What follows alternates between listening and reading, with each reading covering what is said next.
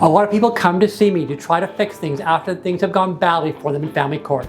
Perhaps they were self-represented, or perhaps they did not have good representation, but the result was that they think the judge made a mistake. Family court cases are important to the parties, and they can have a profound effect on how the parties and the children live the rest of their lives. Since a judge making a mistake can have a devastating effect on the family and perhaps make things very difficult for the children, in this episode of the Ontario Family Law Podcast, I will explain what to do when a judge makes a mistake.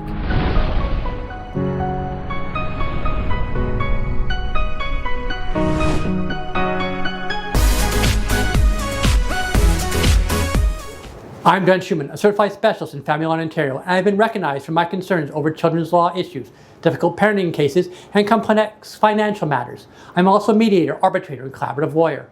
I have a best-selling book, Guide to Basics of Ontario Family Law, which is available on the iBookstore, Amazon, Kobo, and in fine bookstores.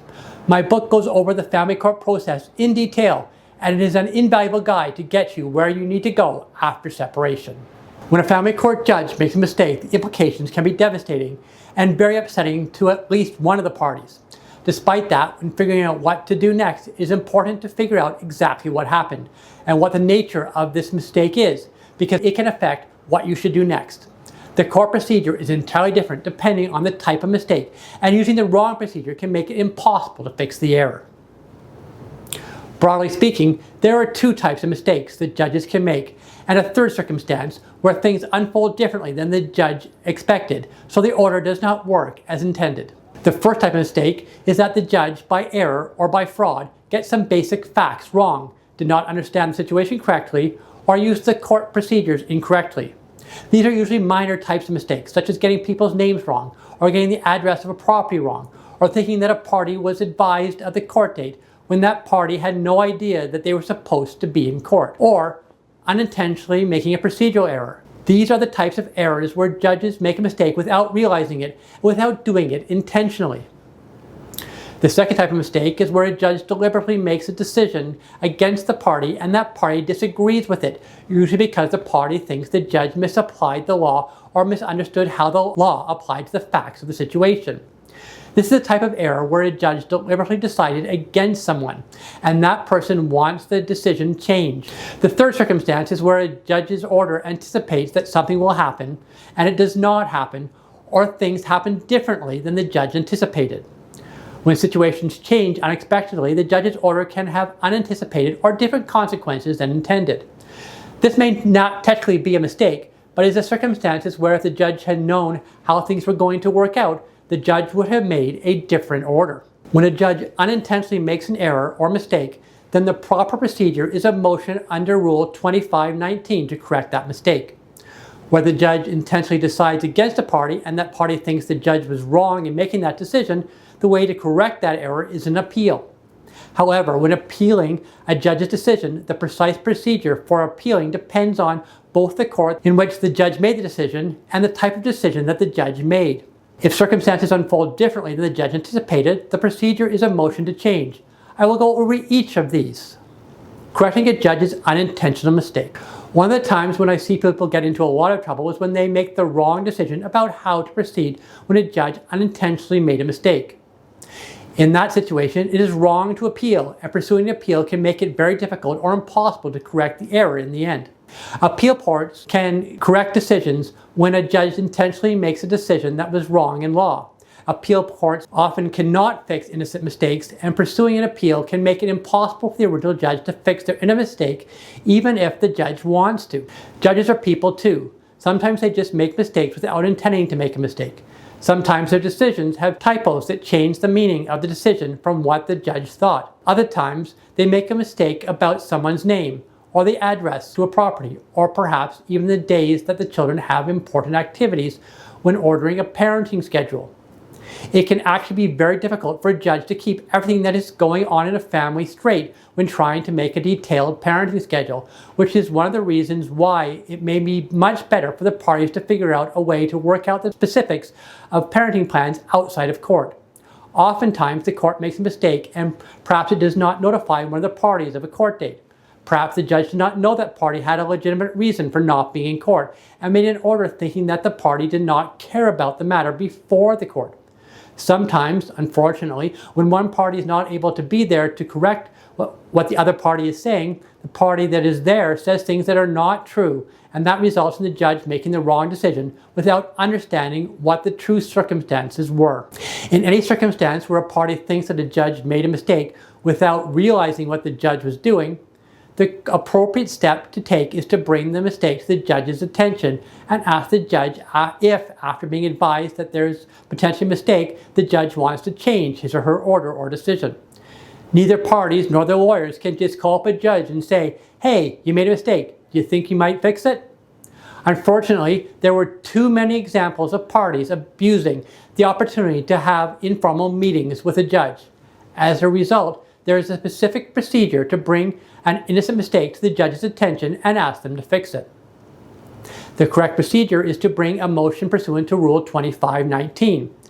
If the parties agree that there was a mistake, or if the mistake was a really basic one, such as misspelling or getting the date of a child's activity wrong, or improperly identifying a property or other asset, then it may be possible to correct the mistake by submitting a motion in writing using Form 14B and a short, less than 4-page affidavit that explains the mistake and what needs to be done to correct it.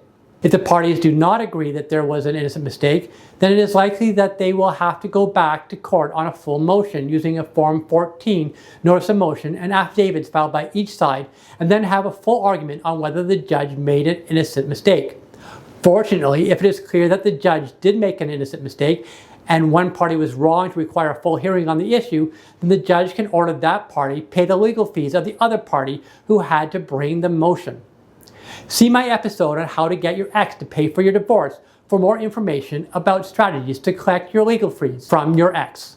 There are a lot more legal tips and good strategies for family court, family arbitration, even mediation and negotiation in the more than 100 episodes of this podcast. So please subscribe, hit the like button so other people in a similar situation can get this advice, and ring the notification bell so that you know as soon as new episodes come out.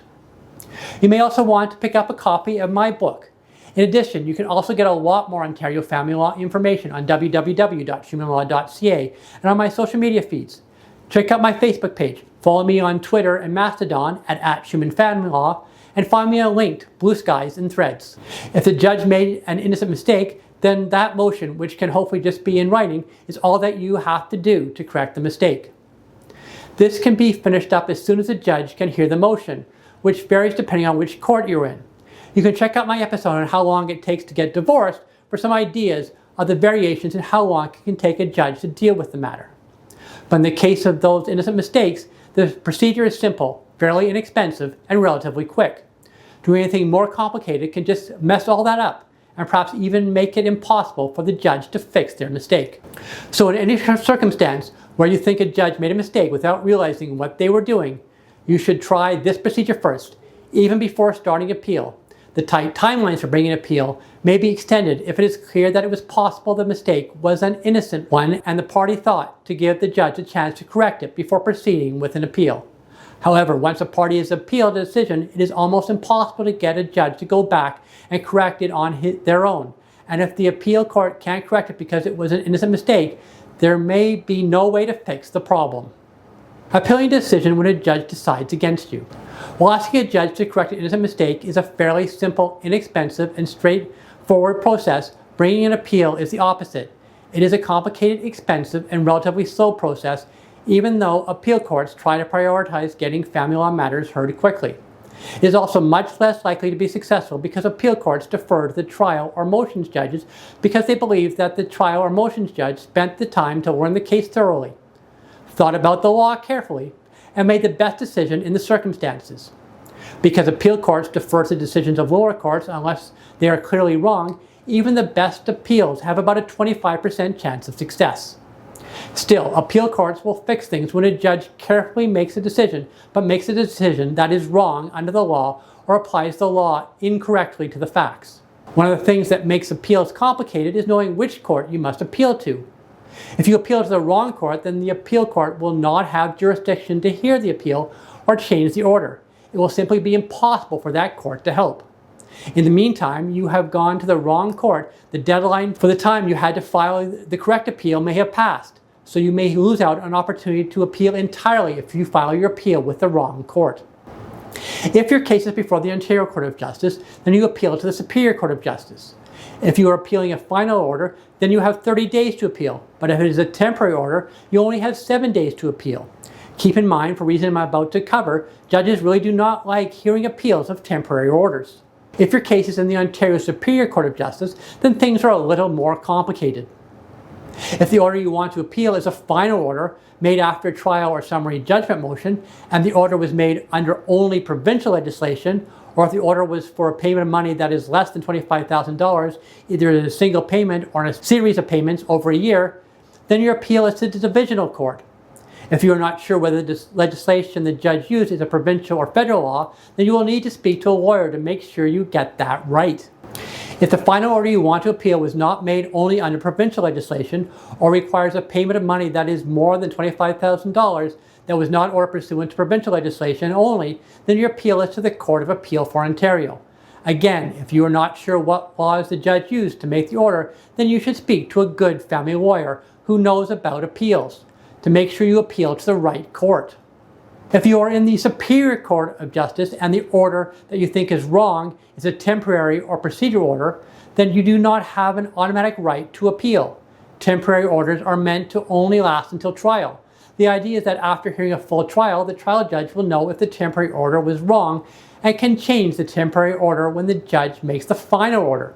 Still, especially for things like parenting orders that set out who will look after the children until trial, and to understand how judges make those types of decisions, check out my episode on that topic, or get a copy of my book for even more information.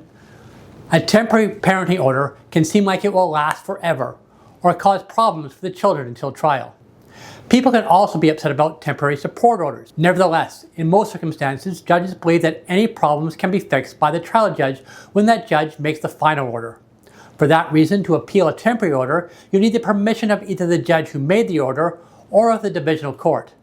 To get that permission, it is not sufficient that the judge has just made a mistake.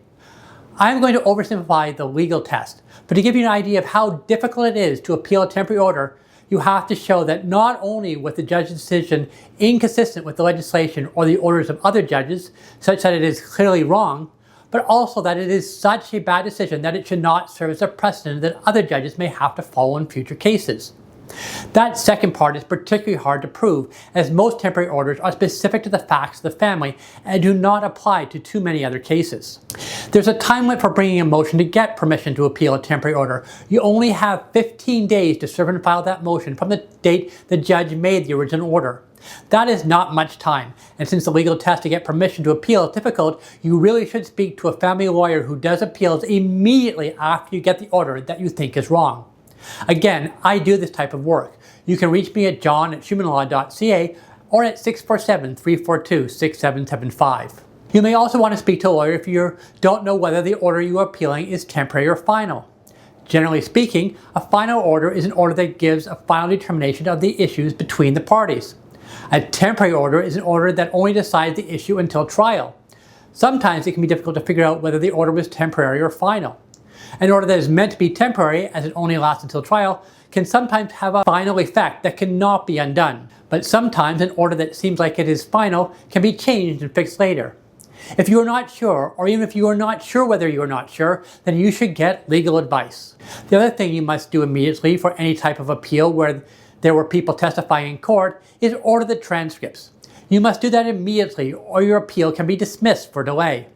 Be warned though, court transcripts are expensive. You can expect that they will be at least $1,000 for each day of trial. But you must get those transcripts for your appeal to proceed unless the other party agrees that the transcripts are irrelevant to the appeal. In almost all cases, the other side on your appeal will not have any incentive to try to save you money. There is also a complex procedure for the hearing of appeals. There are a number of documents that are both large and specific to appeals. You need to have briefs that contain all the exhibits from the trial below, the transcripts, excerpts of the trials that you want to refer to, the case law that applies to the appeal, and most importantly, a factum. A factum is a written summary of the facts and the legal argument on the appeal. Appeal judges rely heavily on the factum that each party files. Not only are there a lot of rules for how to draft a factum, but it is very important to do a very good job if you have any chance of winning your appeal. Again, this is a good reason to speak to a family lawyer about your appeal. Remember that to succeed on an appeal, you must show that the judge got the law wrong when making the original decision or applied the law incorrectly to the facts. Appeal courts will not hear another trial on the issue. They will rely on the evidence that was before the original judge. As a result, it is almost impossible to successfully appeal on the basis that the judge misunderstood the facts or got the facts wrong in the decision. Appeal courts will not interfere with the judge's finding of credibility or other inferences that the judge drew from how a party testified. It is only in truly exceptional cases that you would be able to succeed on an appeal of the facts in the decision. There really does need to be a legal error for an appeal to be successful. To know that there was a legal error, you'll have to either do a lot of complicated research or speak to a lawyer who's familiar with the area of law who can tell you whether the original judge did make a mistake that the Court of Appeal will correct. If you want to understand how the Ontario family law works in a general way, and so you have some idea what to expect in family court or in your own separation or divorce, then remember there are over 100 episodes of this podcast that contain lots of information to help you with Ontario family law. So to get the information you need, make sure you subscribe to this podcast. Like this episode, as that helps other people find this important information, and hit the notification bell so you will be notified as soon as new episodes come out on topics that may be of interest to you. I will also mention my book again because it also has a lot of very useful information to help you understand Ontario family law. When things change so the judge's order is no longer correct, families change. Sometimes they change in unexpected ways. When that happens, the basis on which the judge made an order may no longer apply. The judge may not have made a mistake, but the order may no longer make sense because there has been a big change in the circumstances of the family, either party, or the children. When a judge's order no longer makes sense because of the way things have changed, there is a different procedure to fix that. It is called a motion to change. I went over that process in detail in the episode on how to change a support order. The same procedure applies for changes to parenting orders, except that there is no way to change a parenting order online. There are other options for sorting out parenting difficulties when things change. I explained all those options in episode 35, which is an audio-only episode of this podcast, so check it out on your favorite podcast service. When the judge's order ceases to be correct because the situation has changed, it is not an appeal or a motion to correct a mistake that is the appropriate procedure. It is a motion to change. That is a new proceeding. If you think that you may need to bring a motion to change, remember that before a judge can change a previous order, a party must prove that circumstances have changed so significantly and in such an unexpected way that had the original judge known that change was coming, that judge would have made a different order. If you're uncertain about that or about the procedure for a motion to change, then the best thing to do would be to speak to a good family law lawyer. You can reach me by emailing john@schumanlaw.ca or by calling 647-342-6775. I also have a separate chapter on how to change an order when circumstances have changed in my book. You can pick up that ebook for less than $10, or you can order the paperback version on Amazon or at your favorite bookstore. Summary. The procedure you need to follow when a judge makes a mistake depends on the type of mistake. If the judge made an innocent mistake without knowing it or without intending to make the order that he or she did, then the appropriate procedure to follow is a motion to correct that order due to a mistake under Rule 25 sub 19 of the Family Law Rules. If the judge intentionally ruled against you, then you need to appeal. But keep in mind that appeals are very technical, and even making sure that you have appealed to the right court can be a complex problem. Finally, if the judge's order ceases to be correct because of the way things have changed, the procedure you have to use is a motion to change. And if you have any doubts about what you should be doing, then speak to a good family lawyer who can give you advice that is specific to your situation. You can reach me by emailing john@schumanlaw.ca or by calling 647-342-6775. To get a lot more information on how to succeed in family court and a detailed description of the family court process, or important information on parenting matters after separation, and information about child support, spousal support, and other financial matters related to separation and divorce, get a copy of my book, The Guide to the Basics of Ontario Family Law. You can access it immediately on the iBookstore and on Amazon for the Kindle version. Amazon can deliver the paperback version directly to your doorstep. Check me out on social media. And please subscribe to my YouTube channel and hit the notification bell to keep up to date. You can get the audio version of the Ontario Family Law podcast on all major podcast services, including Apple Podcasts, Spotify, Google Podcasts, and many more. They are also available at www.schumanlaw.ca. Just look for podcasts in the drop-down menu. Thanks for participating in this podcast. We will get together again soon.